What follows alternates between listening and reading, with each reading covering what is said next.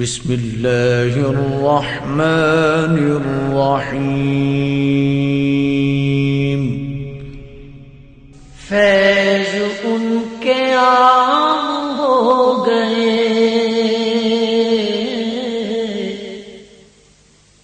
فیض ان کے عام ہو گئے،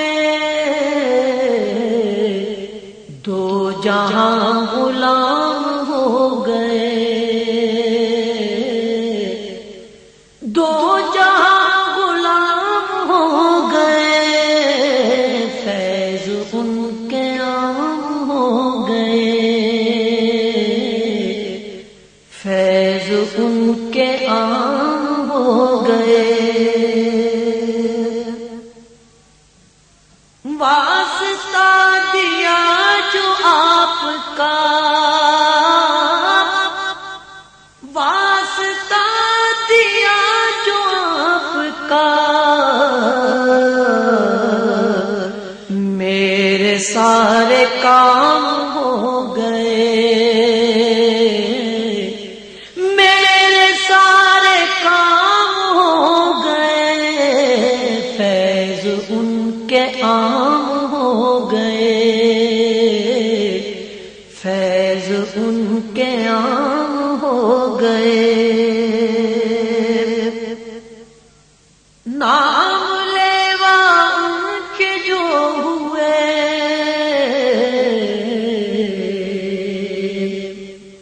نام لیوا، نام لیوا ان کے جو ہوئے، ان کے اونچے نام ہو گئے، ان کے اونچے نام ہو گئے، فیض ان کے عام ہو گئے۔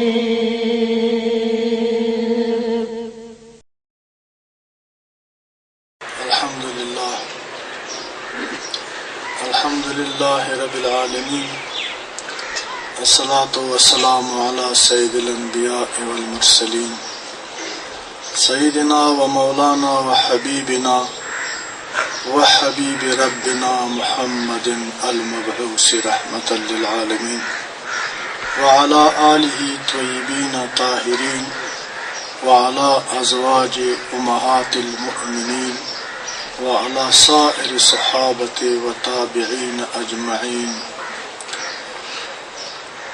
أما بعد، فأعوذ بالله من الشيطان الرجيم، بسم الله الرحمن الرحيم، وما خلقت الجن والإنس إلا ليعبدون، صدق الله العظيم وصدق رسوله النبي الكريم الأمين، ونحن على ذلك لمن الشاهدين والشاكرين، والحمد لله رب العالمين۔ ان الله وملائكته يصلون على النبي يا ايها الذين آمنوا صلوا عليه وسلموا تسليما، اللهم صل على محمد وعلى آل محمد وبارك وسلم۔ میرے مسلمان بھائیوں، دوستوں، بزرگوں، بیٹوں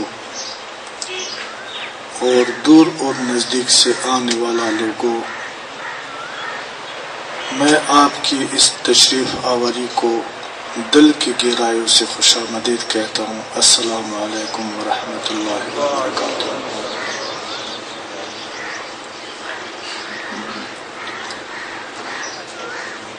دوستو، اللہ رب العزت نے اس جہان میں مختلف مخلوقات کو خلق فرمایا ہے۔ آسمان سے لے کر زمین تک،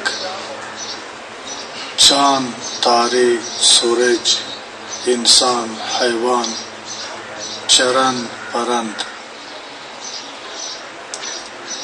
یہ سب کا ایک ہی مقصد ہے، یہ سارے خلقت کا، کہ یہ خلقت کو اللہ تعالیٰ نے انسان کی خدمت پر مامور فرمایا ہے اور انسان کے فائدے کے لیے پیدا فرمایا ہے۔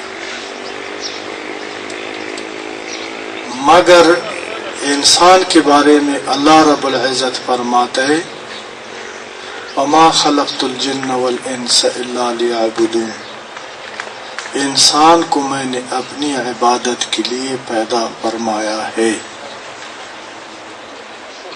اور عبادت خدا کی عبادت کے حق کو وہی لوگ ادا کر سکتا ہے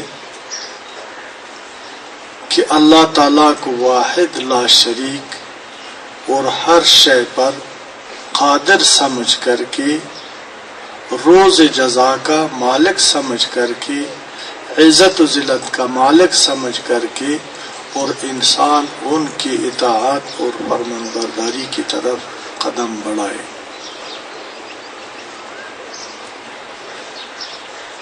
تو انسان کے بارے میں اللہ فرماتا ہے کہ اے انسان، اتنا مختلف مخلوقات کو میں نے خلق کیا ہے کہ اس میں فرشتے بھی ہیں جو کہ رات اور دن میری عبادت میں مصروف ہے، اور وہ ہر گناہ سے پاک ہے، وہ کوئی جرم نہیں کرتا ہے، کوئی خطا نہیں کرتا ہے۔ تو اس سے بھی بڑھ کر آپ کو میں نے اعلیٰ اور افضل مقام سے نوازا ہے، آپ کو میں نے اشرف المخلوقات کی شان عطا فرمائی ہے۔ اللہ تعالیٰ فرماتا ہے اے انسان میں محب ہوں، تو میرا محبوب ہے۔ اے انسان تو اللہ کا نائب ہے، اے انسان تو خلیفۃ الارض ہے۔ انسان تجھ سے میرا یہی چاہت اور طلب ہے کہ تو میری صفات کا نمونہ اور مظہر بن کر کے جو لوگ میرے خدائی سے منکر ہے وہ بھی قائل ہونے پر مجبور ہو جائے۔ اس لیے میں انسان سے محبت فرماتا ہوں کہ انسان میری صفات کا نمونہ بن کر کے دنیا انسانیت میں عدل کی نظام کو قائم رکھے، انتشار سے باز آ جائے، اتفاق کو اپنائے، حسدوں کو چھوڑ دے، محبت کا راستہ اختیار کر لے، ظلم کو چھوڑ دے اور معاشرے میں عدل کو رائج کر لے، بے حیائی کو چھوڑ دے، حیا کی نظام کو رائج کر دے۔ اس لیے یہ خلافت میں نے انسان کو اس لیے عطا کیا ہے کہ انسان جو ہے نا دنیا میں ساری مخلوق کے لیے مفید ثابت ہو اور کسی کو ضرر نہ دے دے۔ انسان وہ یہ جو چیز اپنی آپ کے لیے پسند کرتا ہے وہ دوسروں کے لیے بھی پسند کر لے، اور جو چیز ان کو ناپسند ہے دوسروں پر مسلط نہ کرے۔ بات کر رہا تھا کہ انسان کو اللہ تعالیٰ نے اپنی عبادت کے لیے پیدا فرمایا ہے۔ وہ عبادت کیا ہے؟ عبادت کا آغاز اور ابتدا اتفاق ہے۔ اتفاق وہ نور ہے، اگر دل میں موجود ہو تو نجات کا ذریعہ ہے، اگر قوموں اور قبیلوں میں ہو تو امن اور سلامتی کا باعث بن جاتا ہے۔ اتفاق عمل شریعت ہے اور نفاق عمل شر ہے۔ متحد لوگ جدھر ہو اس سے آفت، مرض، مصیبت اور تکلیف دور بھاگ جاتا ہے۔ منتشر لوگوں پر ہر آفت، پریشانی، بے سکونی، غربت، بے امنی اور مختلف امراض ٹوٹ پڑ جاتا ہے، اور ان کا زندگی جو ہے نا مشکل ہو جاتا ہے، اور اللہ ناراض ہو جاتا ہے، وہ خسارے کی طرف جاتا ہے۔ وہ لوگ جو منتشر ہو، متحد نہ ہو۔ عبادت کا آغاز یہ ہے، عبادت کا شروع ادھر سے ہوتا ہے کہ اللہ تبارک و تعالیٰ فرماتا ہے اپنے نبی رحمت صلی اللہ علیہ وسلم سے، ان دین عند اللہ الاسلام۔ اس کا ترجمہ ایسے اللہ فرماتا ہے کہ اے محبوب، میں نے آپ کے لیے بطور دین اسلام کو پسند فرمایا ہے، اس لیے کہ یہ اسلام عدل کا میزان ہے، یہ اسلام امن کا دین ہے، یہ اخوت اور دوستی کا دین ہے، یہ رواداری اور رحم کا دین ہے، یہ عدل اور انصاف کا دین ہے۔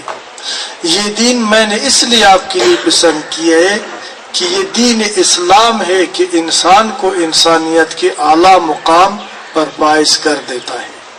دین اسلام کے بغیر انسان مکمل انسان نہیں بن سکتا ہے اور نہ دنیا میں امن رائج ہو سکتا ہے۔ تو یہ اتفاق انسان کو پھر اس دین کی طرف بلاتا ہے، دعوت دیتا ہے، اور پھر قواریت، مسلک پرستی، ذات پرستی، قوم پرستی اور لسان پرستی چھوٹ جاتا ہے، انسان خدا پرست بن جاتا ہے، انسان حق پرست بن جاتا ہے، انسان عادل بن جاتا ہے، انسان کے دل میں رحم پیدا ہو جاتا ہے، انسان جو ہے نا کائنات کے لیے، انسان کے لیے، حیوان کے لیے، سارا مخلوق کے لیے مسیحا بن جاتا ہے، رحمت بن جاتا ہے۔ نبی رحمت صلی اللہ علیہ وسلم کی سیرت کی خوشبو اس کی قول اور فعل، گفتار اور کردار سے ظاہر ہو جاتا ہے۔ جب یہ انسان جو ہے نا اتفاق کی طرف آتا ہے، دوستی کی طرف آتا ہے، رحم کی طرف آتا ہے، اللہ تعالیٰ اس طرح انسان کے حال پر رحم فرماتا ہے۔ اللہ تعالیٰ مشکل کام ان کے لیے آسان بنا دیتا ہے اور ہر رکاوٹ دور ہو جاتا ہے، اور انسان کو زندگی کا اصلی مقصد نصیب ہو جاتا ہے۔ عبادت یہ نہیں ہے کہ ہم کوئی بریلوی بن جائے، کوئی دیوبندی، کوئی شیعہ، کوئی پنجپیری، کوئی اہل حدیث۔ عبادت کا حقیقت یہی ہے کہ جس طرح اللہ تعالیٰ قرآن میں فرمائے وَاعْتَصِمُوا بِحَبْلِ اللَّهِ جَمِيعًا وَلَا تَفَرَّقُوا، اور اللہ کی رسی کو مضبوطی سے تامے رکھو اور آپس میں فرقوں میں تقسیم مت ہو جاؤ۔ دوسرا آیات کریمہ ادھر فرماتا ہے کہ وَآتِعُوا اللَّهَ وَرَسُولَهُ وَلَا تَنَازَعُوا فَتَفْشَلُوا وَتَذْهَبَ رِيحُكُمْ وَاصْبِرُوا إِنَّ اللَّهَ مَعَ الصَّابِرِينَ،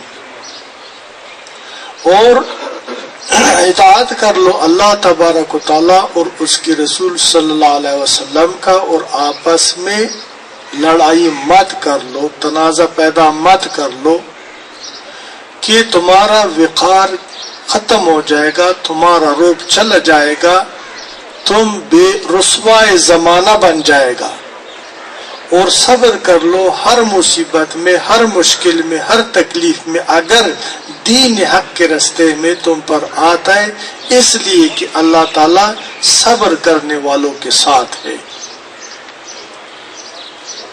اسلام بطور دین جو پسند فرمایا اللہ نے، اس میں اللہ کا کوئی فائدہ یا نقصان نہیں ہے۔ دین اسلام جو ہے نا وہ امن کا کیلا ہے، وہ نجات کا سفینہ ہے، وہ انسانیت کی اعلیٰ مقام ہے، وہ خدا کی رحمت کی طرف دعوت دیتا ہے، لعنت سے نجات دیتا ہے۔ آج ہم دعویٰ کرتے ہیں کہ ہم مسلمان ہیں، مسجد بھی بنایا ہے، اذان بھی دے رہا ہے، نماز بھی پڑھتا ہے، روزہ بھی رکھتا ہے، حج بھی کرتا ہے، لیکن ہمارا رزق حلال نہیں ہے۔ ادھر سجدے رکھتا ہے، ادھر بار جب مسجد سے آتا ہے پہلا بھی جھوٹ بولتا تھا، نماز کے بعد بھی ہم جھوٹ بولتا ہے، پہلا بھی حرام کھاتا تھا تو ابھی بھی حرام کھاتا ہے، پہلا بھی یتیم مظلوم اور غریب پر ظلم تھا، ابھی اس نماز اور حج کے بعد بھی ہم ظلم کرتا ہے۔ یہ داڑھی رکھنا، یہ ٹوپی رکھنا، یہ اپنے آپ کو پاک اور صاف شو کرنا جو ہے نا، یہ عبادت نہیں ہے۔ عبادت کا حقیقت کیا ہے؟ عبادت کا حقیقت حضور نبی رحمت صلی اللہ علیہ وسلم کا اتباع اور پیروی ہے. ان کا اتباع کیا ہے؟